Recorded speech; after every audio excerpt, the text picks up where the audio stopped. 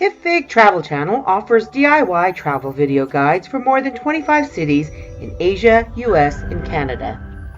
If you like this video, then subscribe, give us a thumbs up, or a comment.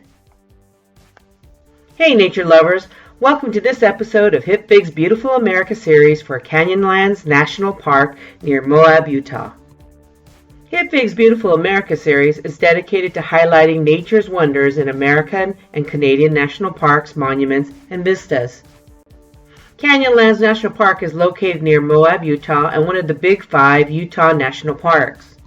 Canyonlands National Park is 337,598 acres of canyons, mesas, buttes, fins, arches, spires, and rivers. Water erosion coupled with gravity have created this vast landscape. Hey, did you know that Canyonlands is divided into 4 separate districts? Island in the Sky, the Needles, the Maze, and the rivers that flow through it? Each district is distinct and offers different opportunities for exploration and adventure. But don't be fooled. These districts may seem close on a map, but there are no roads that directly connect them. Traveling between them will take 2 to 6 hours by car. The 2 most accessible districts or sections are Island in the Sky and Needles. The Needles section, or district, forms the southeast corner of Canyonlands and was named for the colorful spires of cedar Mesa sandstone that you will see all over the place there. To get to the Needles section of Canyonlands National Park, you'll have to get to Utah 211 highway, which ends in the Needles area.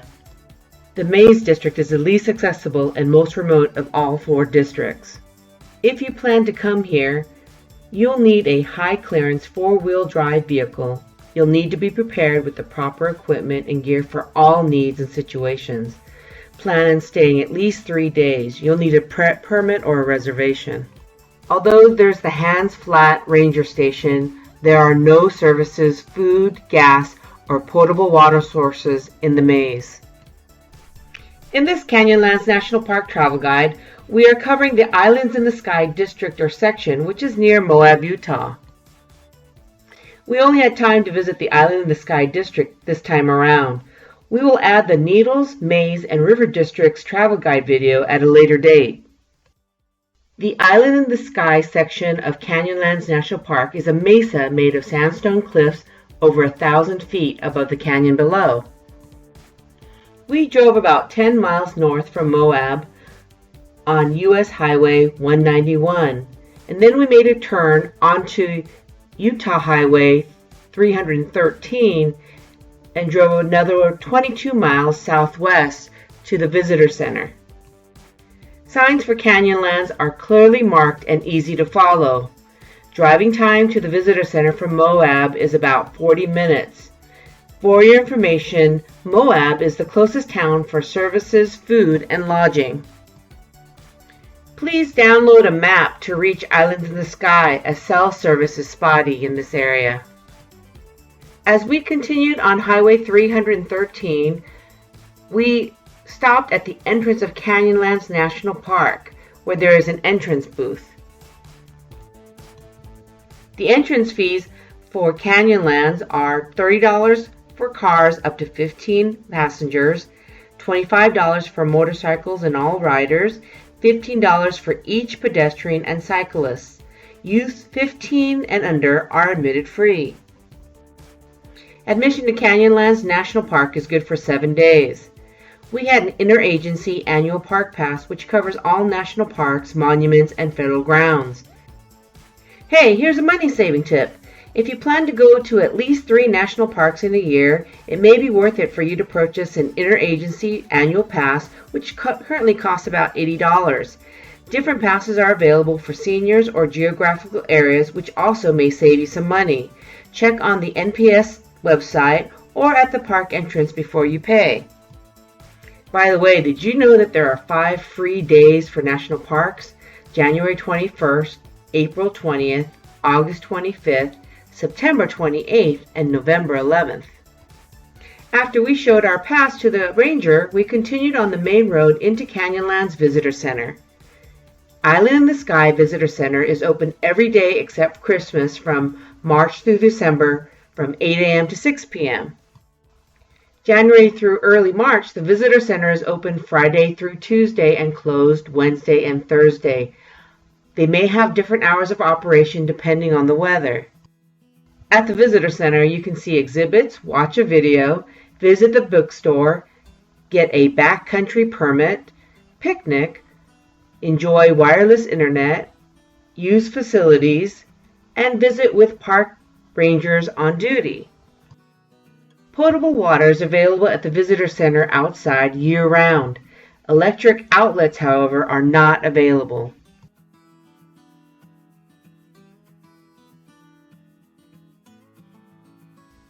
There are many trails and overlooks to visit in this section of Canyonlands.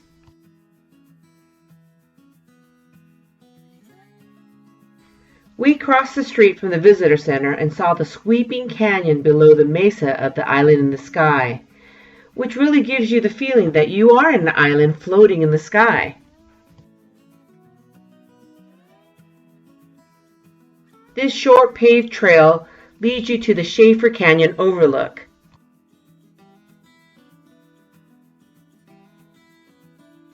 From the Schaefer Overlook, you'll get a good view of Schaefer Canyon.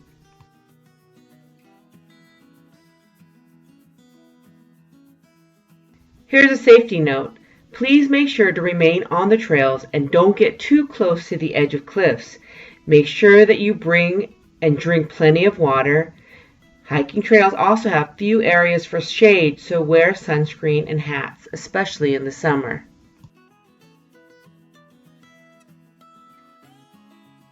Once we finished in this area, we went back to the parking lot and drove on the main road. Then we took a right at the signs for the Green River Overlook and Upheaval Dome.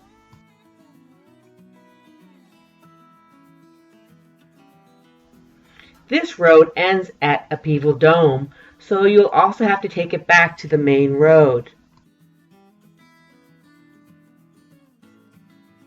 Our first stop on this road was Aztec Butte. We took the 2-mile hike to Aztec Butte Trail, which is flat until you go up to the steep rock hill. This steep rock will lead you to the Puebloan Granary and view of Taylor Canyon. On this road, on the left-hand side, you'll also see Holman Spring Canyon Overlook.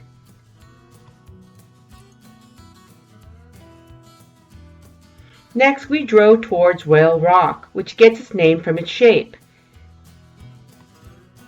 Whale Rock is a rounded, eroded sandstone fin that is fun to climb. Handrails are provided to help people reach the top, where you can be rewarded with great views of Upheaval Dome and the surrounding area. Many people really enjoy climbing the rock. The hike is considered easy and is 1 mile round trip. The trailhead is located near the end of Upheaval Dome Road. You'll have to hike down the way you came up. After Whale Rock, we continue to drive on Upheaval Dome Road to Upheaval Dome. Once we got to Upheaval Dome Overlook Trail, we took a walk and saw the views of the spectacular geographical formation of a mile-wide crater. They think this crater was caused possibly by a meteorite because of the way that the rocks along the trail are tilted away from the dome. There are 2 overlooks on this trail, and the distance is about 1.5 miles. You'll gain an elevation about 301 feet, and you'll have to go back on the trail that you came on. This trail is easy until the first overlook, and then after that considered moderate to the second overlook. Once we completed our hike here, we went back to the car and drove back towards the main road and took a right to the Green River Overlook, which is on the opposite side of the Aztec Butte on that road. Signs for the Green River Overlook are clearly marked on the road. Here at the Green River Overlook, there's a campground at this Canyonlands National Park. It has spectacular views of the deep canyons and the Green River flow. This campground is called Willow Flat. The Green River Overlook is a 0.2-mile paved trail. This is an easy flat trail and is ADA accessible. At the end of the cement walkway, you'll be treated to a viewpoint on the west rim of the Islands in the Sky Mesa. There are panoramic views of the Green River Basin with its many deep canyons and with the white rim in the foreground and the Henry Mountains in the distance. If you come at the right time of the year, this is also a great place to catch a sunset.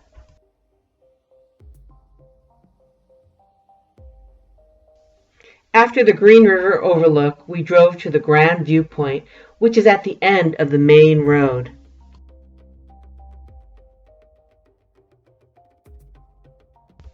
Grand Viewpoint lies at the southernmost edge of the Island in the Sky Scenic Drive.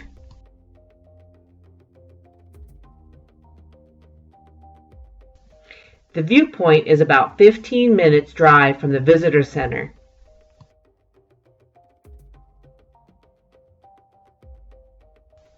From the parking lot, you can walk a paved 100-yard trail to the first viewpoint.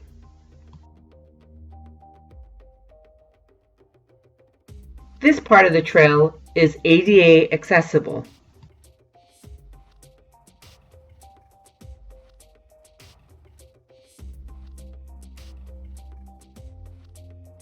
Along the trail, you'll see outdoor exhibits describing the view, and also rangers often are here giving geological talks.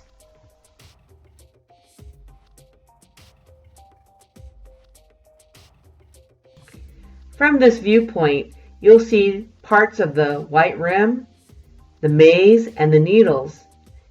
And if you hike to the second viewpoint, you'll be gifted with even more awesome views. You can get to the second viewpoint through an unpaved trail which goes about another mile. You'll have to go downstairs and along uneven surfaces and cliff edges. This portion of the trail will take about an hour and a half round trip.